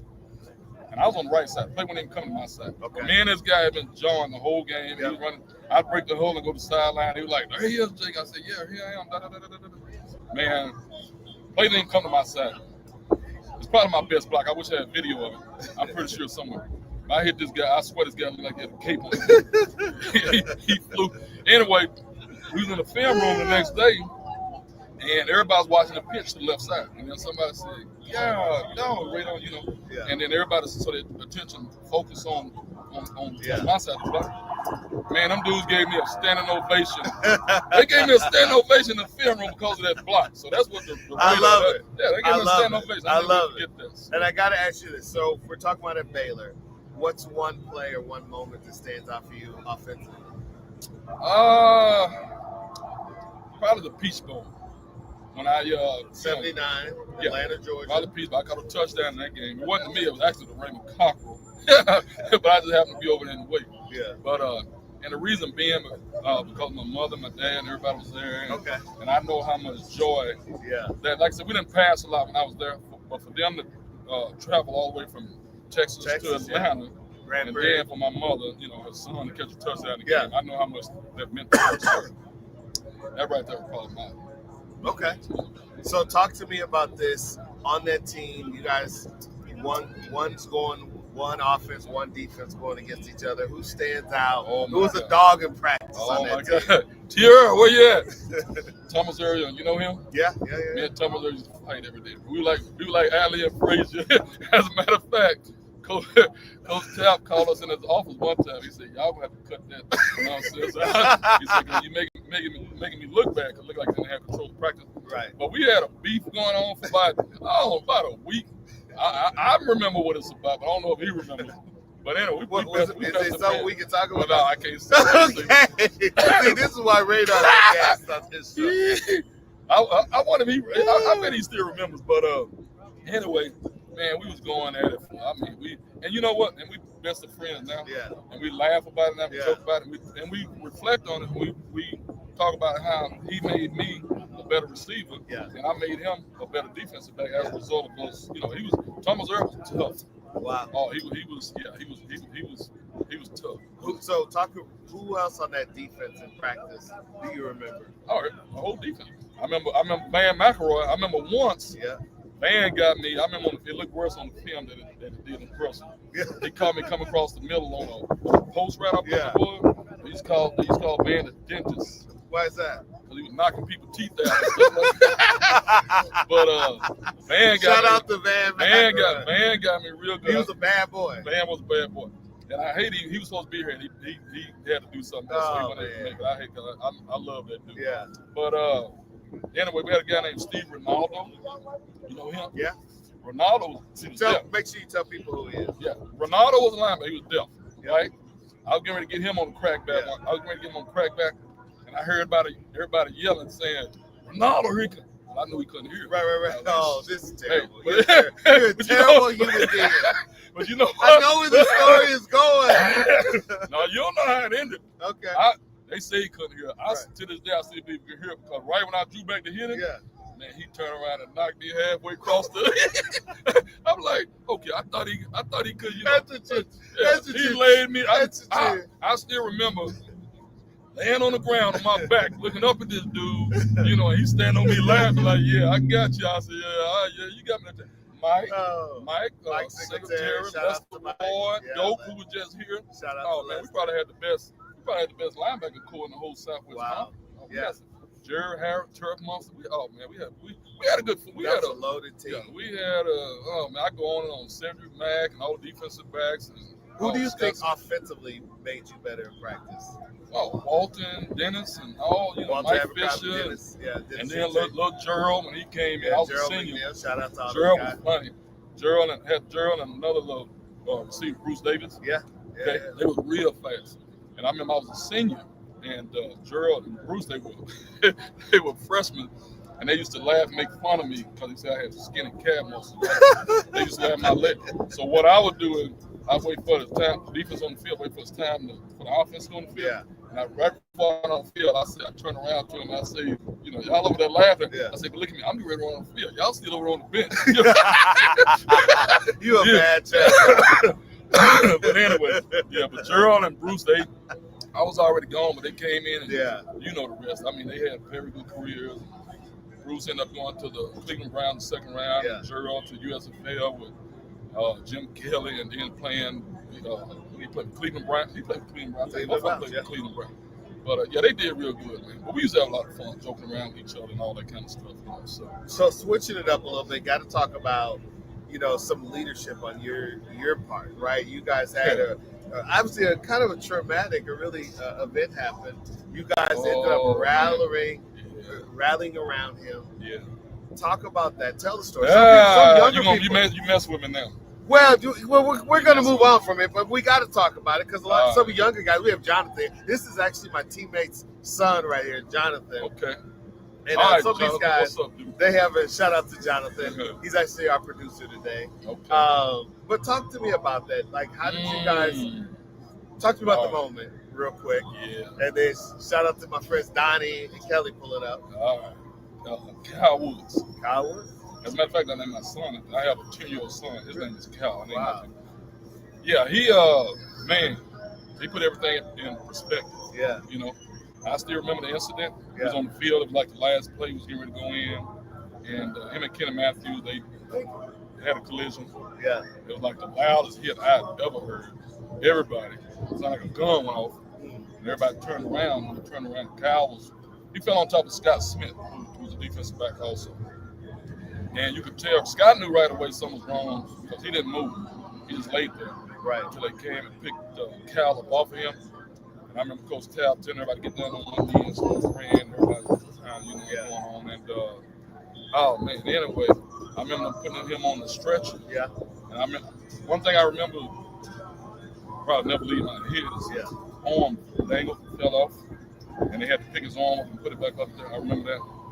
To let you know that he's an indication of some type of paralysis or whatever. But man, this guy was the most inspirational member of our whole team. Really? He never set one foot on the playing field. And I feel like not only me, but a lot of other guys also, especially Scott Smith, we feel like he was the reason for us going to the Peach Bowl our junior year. Yeah. The 79 team, right? Right. And also the reason that when I'm going to the Cotton Bowl, when the Southwest Conference Championship and going to the Cotton Bowl my senior. Wait, was that 81? That was 80, 80. That next year. But he would come back and give us a little inspirational speech and stuff. Hey, this is after the fact. Come back. After the fact. Wow. He was talking about turning a setback into a comeback. And he was the type of guy who you never heard him complain not once about what happened. He was 19 years old. Wow. Quadriplegic at 19. He passed away when he was 49. He lived 30 years. But I got a chance to. We became real close friends. I'm from Grand Prairie, Texas. Yeah. Dallas was about 15 minutes away, and I would go over there quite a bit. I'd go over there and pick him up, and we go over there, hang out, and all that kind of stuff. Yeah. What we ended up doing, we ended up raising money to get him a accessible van wheelchair. Wow. Wow. He didn't have to. What year was this? Ooh, what year was that? Honestly, I can't. 90s. Yeah, in the 90s. Wait, go ahead. But what they would do, he continued to go to school on his own, Right. and he continued to work on his own. And I remember his uncles and brothers and all them, they would go over there, and I saw this. They would go over there, and every time he goes somewhere, do this 4 times. They would pick him up, come out of the house, pick him up out the wheelchair, put him in the car, fold the wheelchair up in the trunk. When he got to work at school, take the wheelchair out the trunk. Same thing. Same thing. When work was over, school was over, go back out, do the same thing once he got home. So every time he went somewhere, they had to do that 4 times. So let me ask you, how did you guys go about it? Was this teammates, community? Oh, yeah. Who ended up? Scott Smith was one of the main ones. Okay. Yeah, he helped. So you guys rallied behind it, saw the need, and then yeah. how did that take? How long did it take you guys to raise the fund? It wasn't that long. I say within less than about not even maybe 6 months. So 6 months to a year, we raised almost $500,000. Wow! And not only did we get him a van, we didn't do all that stuff anymore. Yeah. We got my house too. Yeah. The house was fully paid for. Wow. Fully furnished. Everything. Coach Taff, he played a big role. Everybody around played a big Shout role. out to Coach But Taff. Corky Nelson, Corky had a daughter who I love Cody. Yeah, she was paralyzed from a diving accident, and she had passed away. So before we actually got the van, Corky donated his daughter's van to Cal. Really? And Wow. He was driving Wow. He was driving for a while. He had an accident, scared him to death. He never drove again. So I was like, man, you need. He called, man, let's go. He called me to come pick him up. I said, dude, you got a van out there in front of your house. He was like, no, he was scared. He didn't want to drive that van. So real quick, what is that whole experience? Seeing Kyle go through that, but also seeing the teammates and coaches, community rally around it. What does that tell you about Baylor? Oh, everything. And it made all us grow up. We were 19. Like I said, he was 19. We were like, anywhere from 18 to 20, 21 years old. We were just kids, really. And it made you realize, that football, in comparison to life itself, there's no comparison. Yeah. This dude, this what we dealing with out on the football field, trying to win games or whatever. Yeah. There's nothing compared to what he has to deal with every day. Yeah. So. And to see Baylor rally like they did, because like I said, that's where most of the donations came from. Dr. Dyson, you know him? He's a professor here at Baylor. Yep. He's the one who actually built the house. Really? Yeah. L.M. Dyson, yeah. He did I don't think I knew that. And he didn't get paid for it. He did. Wow. He did it because him and Cal got to be real tight. And he would invite him down to come speak to his class and all that kind of stuff. So, yeah. I mean, everybody, Dr. Nancy Upton. Yeah. Okay. Yeah, that woman donated a lot of money. Wow. I can't tell you how much. Cal would go speak to her class also. She really had a liking for him. And man, she's one of the biggest contributors. I got to ask you about this. Switch up gears a little bit. Okay. I heard about a time when you guys I heard about when you guys were in Arkansas. You guys were up 20-0, Radar. You guys were up 20-0. Arkansas in Fayetteville. And I heard that you made a comment to the band. Is that true? To the band? To the band. Doak told me a story. He said that you looked to the band. You guys were 20-0. Y'all feeling it. You're dancing. Not San Jose. You're dancing. Not San Jose. No, it's up in Arkansas. And you said, I hope you guys play better than your team played. I ain't gonna put it. I don't remember that, but I wouldn't put it past them. So if don't remember, I said a whole bunch of stuff. So So talk to me about the art of trash talking, because I heard from some guys on your team. I don't want to give out the names. One's WA, another Doak, some other guys. They said you were that guy. I didn't shut up. Was that part of your game? Oh yes, sir. If I wasn't talking, I went into the game. Right.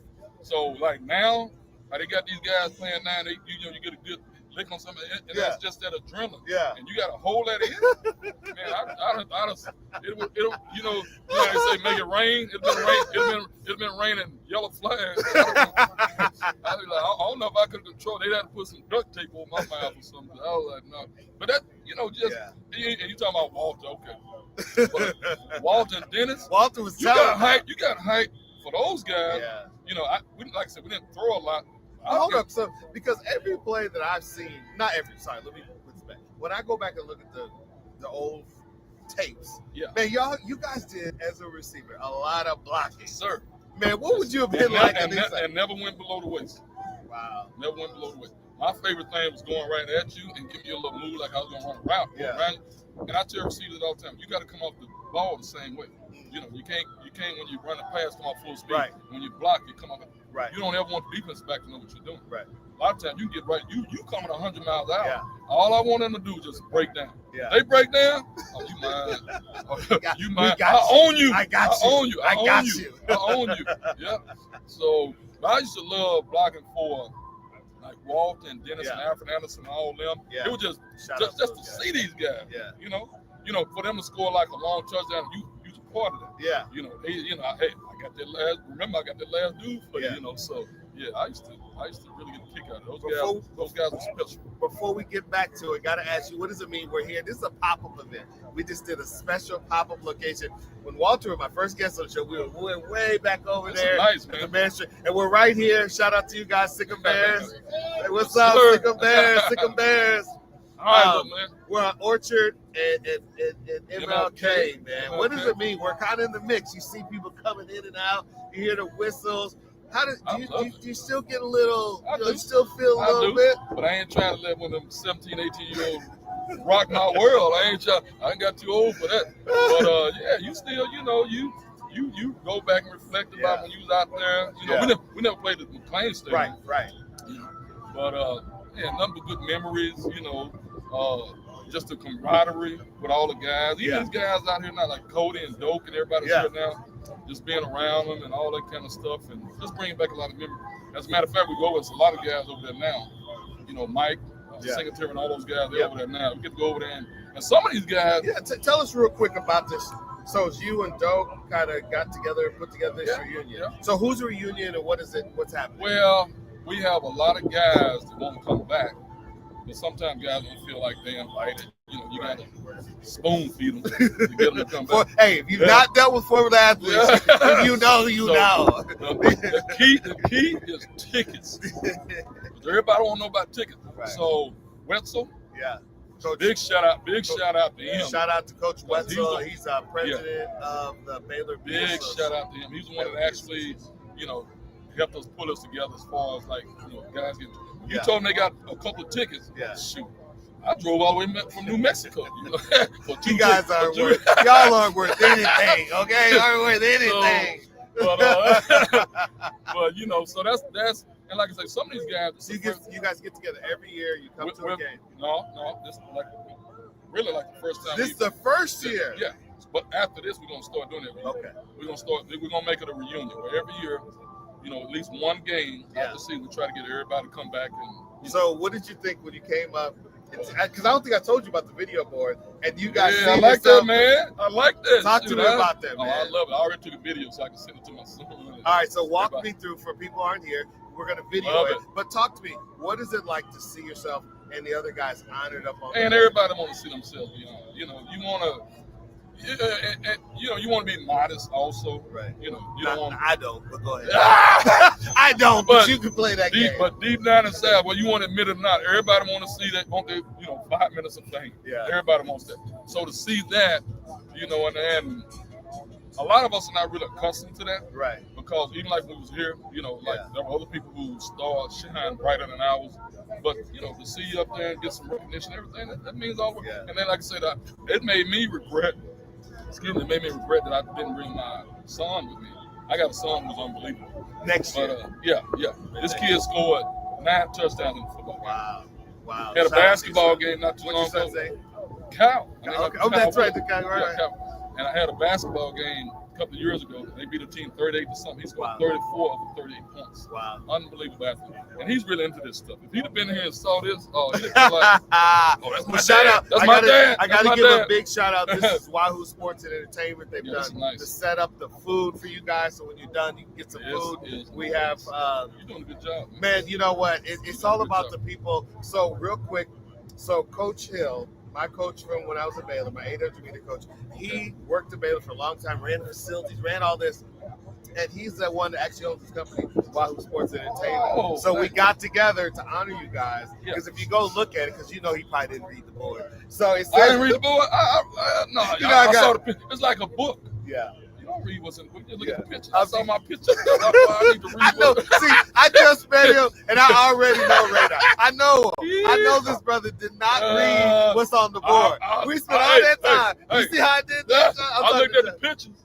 I looked at my picture. I don't know about anybody else. So, shout out, we got Sydney in the house. He's Who's Marines.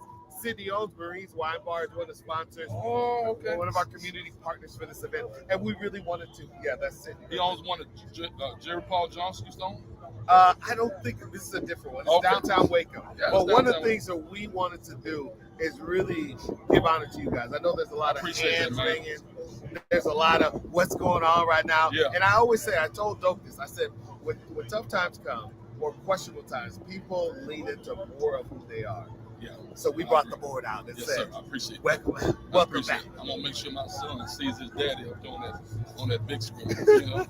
All right, we got But, I appreciate you. we got Ken coming, but I gotta ask you this: if I gave you, if Coach, right now, You gave me what? if Coach Aranda put you in front of the team right now in the locker room and said, "Hey, we got one of the all-time greats that came through here, ran at Baylor, played for the Bills, you know, really, really left his mark on this place," Yeah. and you got 30 seconds to say something to him, and you can look right in that camera. What would you say? Give us a I'd probably get arrested for saying too many colorful words.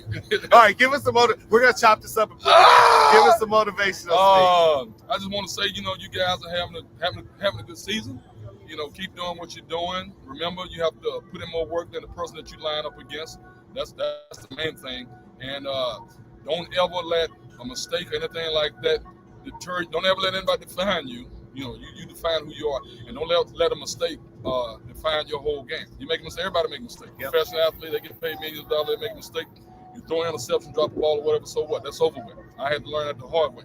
But you know, you pick yourself up off the ground and hey, and get back out there, and don't leave the field until you feel like you left everything within you that you left it out there on the field. Yeah. You know, so that's what I was saying. I love it. Got to pour your tank And I out. didn't even say a four-letter word. You didn't. I'm proud of you, Radar. This has got to be the first time. This got to be the first time he's giving a speech with no cuss words. I didn't say any bad words, man. Oh man, Radar Holt. Out of respect.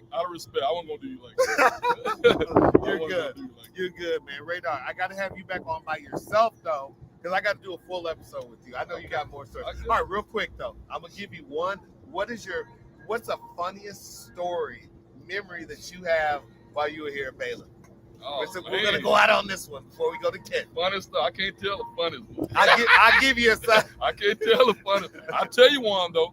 I remember we had an incident in the dorm one time. I'm not gonna Okay. say who they were. This is at Brooks Dorm. Brooks Hall. Brooks Hall, which Somebody was the had- athletic dorm at the time. Athletic dormitory. Somebody had a starter pistol, What? and they devised this scheme where one of the guys was asleep, and he wasn't in on it. And it was act like two guys was out in the hall fighting, and for him to come out. So you heard all this commotion going on. So anyway, the guy comes out in the hall. Won't say who it is. They grabbed him. He didn't know what was going on, and they were telling him, "You need to move, Joe, move." Oh, I said the name. Move, Joe, Joe. Joe thought he was gonna get shot because he saw that gun pointing. And then I said, Buffalo started pulling that. Oh man, Joe thought he was dead. He thought he was hit. It's the starter pistol. Yeah, it was a starter pistol. We used to do stupid stuff like that all the time, but it was funny. Those people at Joe- Brooks were ready for y'all to go. Yeah, They were ready for y'all to yes, go. They were. Yes, they were. Yeah, our senior year, they kicked us out. They made all those leave. So I had You to- lying, for real? Well, no, we got to move off campus. Oh, gotcha. You know a Gotcha. funny story about that? Yeah, give me My what senior year, we moved out, right? you moved Okay. out. We got a chance to move out. Yep. They didn't even see me Right. until the football practice. You were two. Yeah, they didn't see me. I mean, I hate to say that, but I was a high school administrator for 30 years. I've been Yeah. educated 30 years. So I turned it around. Yeah. But back then, I was not the very best student. I didn't go to class. I made all F's and 1D. And to this day, I'm still trying to figure out how I made that D. Because like I said, they didn't even see me. They didn't see me till they were trying to go to football practice. But anyway. Radar, I got it, man. Yes, Thank sir. you for making the drive. Thank you for putting this together, man. Oh, thank you for inviting me. Man, You and appreciate Walt, I you. appreciate that. Yeah. It was fun. All right. I get back. We'll get back. We're gonna do a full episode with him. All right. y'all take Thank care, you. Jay. Thank you so All much. righty. Radar, one of the greatest to ever do it here at Baylor. Oh. And you know what? It's a good time because this guy, I got to tell you, he's got more stories. We're going to go a full episode. Can't tell all of them, though. Hey, Fuck. you know what? All of you. We have another great one here. What's up? Okay. So I got to tell you this, y'all. You're following up one of the funniest guys that's ever played here at Baylor, but I have to say this. Ken, welcome to the show. Oh, thank you, man. Thank you, man. What does it mean? I'm trying to get these keys out. We have people at home. They can't see this. I have Kelly here, and she's like, Jay, I need the cups. This is tailgating live. Right, this is not TV. This is a live stream. But, Ken, I have to ask you this, and I'll put the mic down. Let you talk for a second. What does it mean right now? You guys came up. Tell me about the board, seeing yourself, seeing the guys. What does that mean to you? Man. Well, it's just incredible. I mean, first of all, seeing the guys and teammates, Yep. Doak, Radar, Cody, Sammy, those guys, just getting together here and then seeing your face on the board, insane. You mean seeing your face? Yeah, or theirs, yeah. You always thought you might see them on another picture, but Yeah. not out here in front of Baylor. Y'all leave Radar alone. Y'all are picking on him. Oh, man. Oh, man. So talk about this game day environment. Here's the thing, right? We're sitting one game away, Yeah. staring down a bowl opportunity. People are pulling up. Look at this whole crowd. Obviously, fans can't see it. They're watching at home. Shout out to you guys watching. But we have people here coming in, fans walking in. What does it feel like for you? Former, A lot of energy. And I know kind of like everything you think about Baylor is you just never give up. Yeah. And there's always a chance to win and always a chance to go to the next level. And I really hope our guys can do that today. And I think they will. I think, Coach will rally them together. And the guys are, it's a senior day too for them. Yeah. So big day. So talk about this one things we want to do. I don't know if do you know Coach Hill, Tom Hill, that owns Wahoo Sports Entertainment? Just a little bit. So obviously he was my 800-meter coach Yeah. here in Baylor under Coach Hart, the legendary. Shout out to Coach Hart, who we just lost and had a celebration of his life and career. And we want to get together and honor you guys. We had heard about the reunion that you guys first year, the Cotton Bowl team, the Peach Bowl team. We wanted to welcome you back because I was telling Radar, I was like, there's Baptist, there's a lot of hand wringing, a lot of worrying, and I was like, we have to. I always say, and he's probably tired of me hearing me say, like I feel like in the moments when you kind of get knocked down or things are a little difficult, you lean into more of who you are, not the other way. No. So we brought out the board and we leaned in. Oh, yeah. So it's awesome. And you're exactly right. Whenever you're under stress, under pressure, you rise up. Yeah. And I know all our guys were, Coach Staff, that's part of who he was. Yep. You would never be counted out. You could always come back from any challenge or Absolutely. adversity. Yeah. So talk about this. We're kind of in that moment. We're going to get into your career and life and your executive career. But I always call those look-up moments, right? Like I feel like in life when you get knocked down, you're on your back and, you can't get up, but you can look up. And my grandmother used to always have a saying. She said, if you could look up, you can get up. Oh, that's good. And Yeah. so talk to me about that for you. When you were here as an athlete, did you have that look-up moment and how did you get past it? Yeah, absolutely. So I was a little guy. So when I came in, I was a walk-on, 150 pounds. Wow. And if you thought about that, it would be that's probably not somebody that's going to play on a team like Baylor. But I kind of had that instilled in me. My dad had polio. Really, he was 10 years old. Wow. And I saw in him somebody that would never quit. Right. And real toughness. Yeah. So I wanted to play. I felt like I could, and being a small guy, I just kind of had to do some things different. Maybe be a bit more aggressive, things like that. And anyway, just a really neat opportunity for me, and certainly one where every day was a challenge. Yeah. I got to ask you about this. You talked about, coming here, playing, making the team. You've seen inside the huddles. You've seen inside boardrooms. What's harder? Third and long or campus decisions? Gosh, that's a good one. So I think third and long. And I know the administration is going to go, what? Yeah. But, it's one of those things where, you make a mistake in the huddle, and that's it. Game over. You make a mistake, sort of in the boardroom, there's a chance to adjust and go beyond that. So I love that. So you said third and long. I'm going with the third and long on that one too. I got to ask you this. Was there a moment that you look back to or a situation when you were here that you really learned your leadership skills that helped you throughout your executive career? Oh, man. I think part of it was when I came to Baylor. I remember we pulled up outside and saw these guys, going in to the training room, and I'd never seen humans that big before. So, I played in a small school. I was about to say, what, were you 2A? Yeah, 2A. 2A, yeah. So I thought it was. Yeah, I played it in Children's, and we went to state, all state, all that, but I got there and I thought, good gosh, I've never seen people like that. And my dad said, he said, hey, don't worry about that. These guys are all seniors. Yeah. Well, I walked in, and it was all the guys that I was in my class. Yeah. So, anyway, I would just say part of that was, if guys got a plan and a purpose, it's going to work out. You just have to trust in that. And so it was, I think part of it was just the willingness to kind of go in and give it your best. Yeah. But it was absolutely a blast. That's awesome. The guys I met, the teammates. Who are some of the ones that stick out? I know there's a lot. You had some characters. You can talk about it. You can talk about it. Now you're retired now. That's right. Well, I'm looking around to make sure they're not here. Yeah. So I don't know. I mean, it could go down the list. I mean, like for me, I was with most of the linebackers and stuff. So it was Doak. Yep. Who's the character? The characters. The character. Oh my gosh! So characters are like. I want to say to him, like sir, Keith I didn't Jones. say you have character. You are a character. Okay. Characters were Keith Jones. Yeah. Okay. Bump was always doing something fun. Shout out to And Bump. obviously Radar. Yeah. Yeah. So Radar, I got to tell the story about Radar. Yeah, tell me, we all want a good Radar story. So, first day in pads, Radar's, he's running as a receiver. Yeah. And I'm playing as a strong safety. And I'm backing up, and I hear somebody screaming, crack, crack, crack. And Childress, we don't say that. I don't know what crack is. Right. I thought maybe pull my pants up, right? But the next thing I know, Radar ear holds me.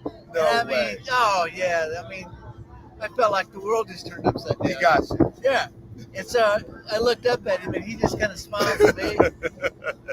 And I told him, I said, "Hey man, great hit." He looked at me like I was crazy. But anyway, so it's a Radar story.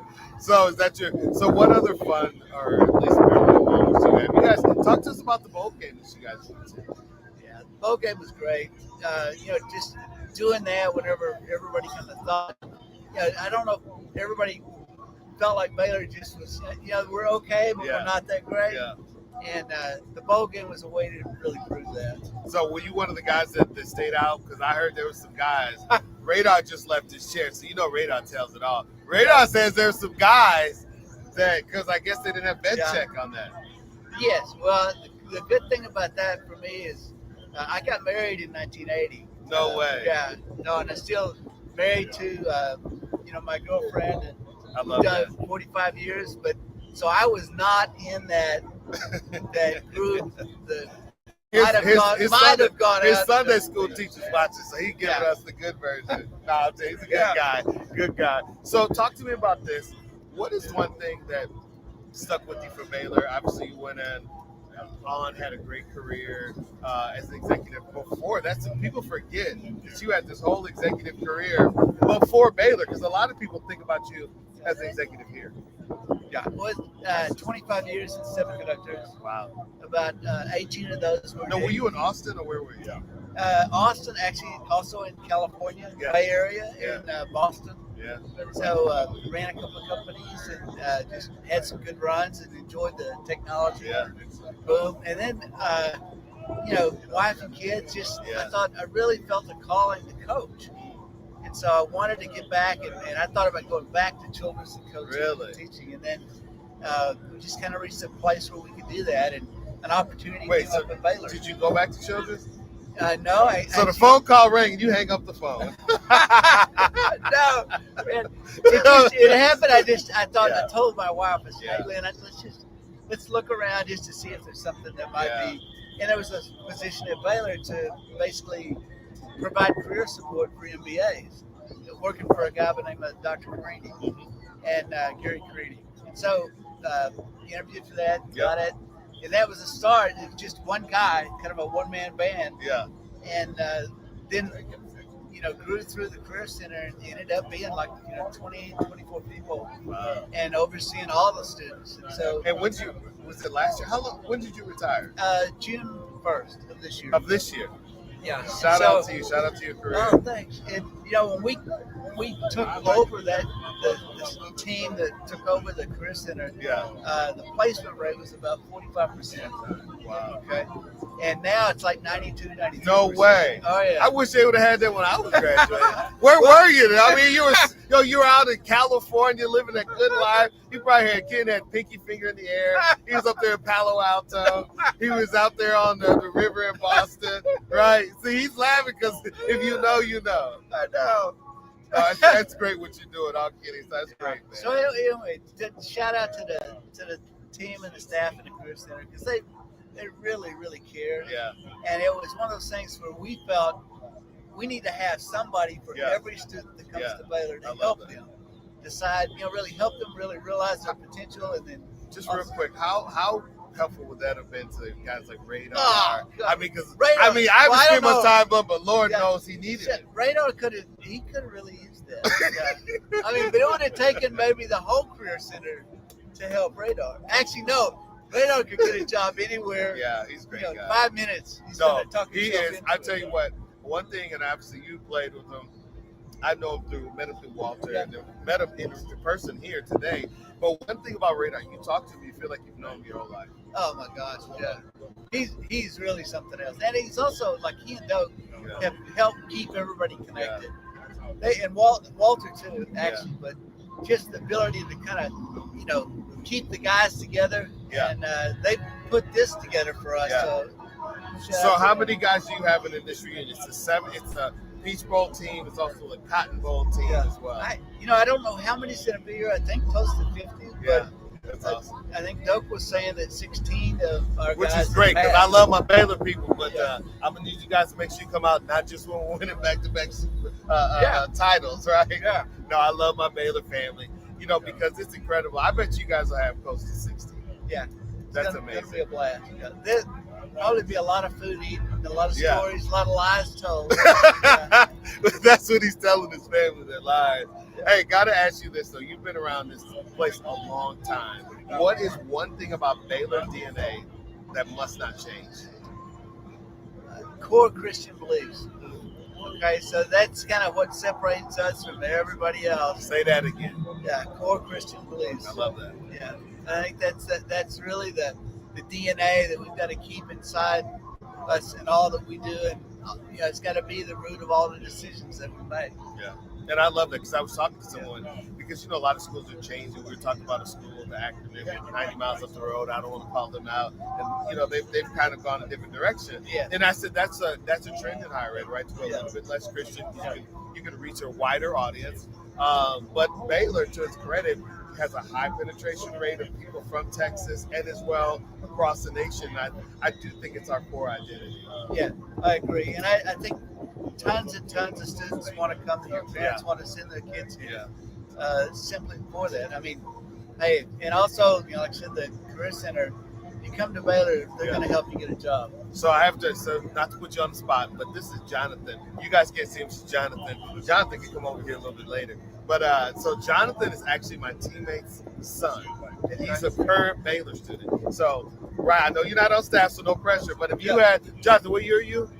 A senior. So he's a senior. It's November 29th, Saturday. What advice do you think? What's your major again? Communications. Okay. What advice would you have for him in terms of how he can leverage it and take this and leapfrog moving forward? Yeah, I think I'd start with, so, what would you like to do?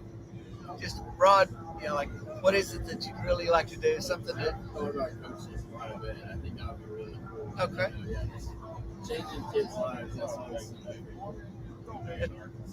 Awesome, man. So what we would do is go from that, from what sort of the desire is, and also where would you like to live? Right. And, kind of go through that piece, and then look at your background of what you've done so far. And when you get to be a senior, you kind of, you just try to pull everything that you've done together. If you were a freshman or sophomore, we'd say, hey, these are internships, these work experiences would be good to get in order to help get you positioned. And then the next thing is just connecting you with people that are in that role in a hiring position. All right, so we're gonna tap you again. If I gave you 30 seconds, you looked into that camera straight up there, and you had a message for Baylor players, fans, alumni in this moment, what would your message be to them? I would say you're never going to realize the opportunities that you have right now. Absolutely take it, make the best of it. Make the best of the opportunities that you have. You're going to look back on this and go, wow, I wished I would have done X, Y, and Z. Don't wish. Do it. But he's heard this before, but I love that because one of my favorite movies is The Office. I don't know if it shows. I don't know if you've ever seen that. I love that show. If you worked in corporate America, it's just you can't stop laughing. Have you ever seen that? I love it. So Dwight, the last episode, of course, I can't remember her name. The star of the show, she's a Baylor grad. But anyway, he says you never know when you're in the best of times. That's right. After that moment. That's right. So I always think about that. So this is what I think about this last game. Yeah. Because we won't have Baylor football here, at least on campus. Hopefully you guys make a bowl game, and I believe in it, you guys. And so I think it's a tremendous opportunity. Yeah, and you never know. I mean, you're not promised tomorrow. Right. So you make the very best you can out of every opportunity. And, today make it your best. And I love that. Thinking about, we have Jonathan here. We've got all these students and people. If you guys are watching at home, this is a tremendous opportunity. I mean, there's people on bikes, EV bikes, you know what I mean? To be young and alive, we see the Baylor line people. And what do you think? What would you hope for the current students in understanding the shoulders they stand on, other people who built this place, not just the athletic, but this university? Yeah, I think first off, dream big. There's so much opportunity out there. It's amazing. We look like on the career side, we saw so many different things that are available for students that are way beyond their even imagination. So dream big and think about those opportunities, and then look back. You've got goodness, whether it's the professors or the structure or the coaches, and they're going to give you what you need to go forward. You just have to be willing to work at it to make the most of what you have. Yeah, I love that. You know what's so funny? I think when I think of you, Ken, you're very Baylor, and I mean that in the most complimentary way. I love the jacket. Look, guys, I always feel so good. I'm in black. You're in the actual Baylor colors. I'm off-brand. Well, this is in case I get lost in the snow. So, real quick as we wrap up, just talk to me about what you're doing now. I know you guys have some land here. I heard that you get out there moving around still. What's driving you? What's your passion? Because I can tell you're high energy. We've got about nearly 40 acres up by the lake, and so kind of working that every day. I'm a firearms instructor. I hope I didn't terrify anybody, but so I find them online if you get instructions. So I help people learn to shoot and kind of get confidence, and really just work out there. Yeah. So I've got a little deal called Bend to the River training, and if I can help you with that on the shooting side, I'm glad to do it. But honestly, we just have fun. Sick of Bears. I love that. So even in retirement, Yep. you're helping people. Yeah, I try. Is that part of you? I mean, It's kind of part of it because I just know I saw how I was helped, Yeah. just how like my dad Yeah. influenced me, and how the Yeah. coaches and folks influenced me, Yeah. and even teammates. Yeah. And so, hey, it's just kind of a natural thing. yeah. Well, all right, kid, I Thanks, got to man. have you back, man. One of the greatest to ever do it around Baylor. Thank you so much. Look who just rolled up. We got Walter Abercrombie and Walter in the building. Thank you so Thanks, much, brother. kid. All right, guys, Thanks, man. we close out here from Martin Luther King and Orchard. We're closing things out. We're having a great time. And, we really appreciate everybody who supported this. We have a big pop-up shop. This is it. This is the location. We've got the board. We've got our tents. We've got food, tacos. Come by and see us. And just want to thank everyone. And here's my message to the athletes. Enjoy the moment. You never know when the ride is over. And be thankful to man upstairs for everything you've got. All right, guys. Thank you for everyone. I want to thank Wahoo Sports Entertainment. I want to thank Marie's Wine Bar for helping us support it. And we want to thank all of our guests that came on today. All right, guys. We'll catch you next time.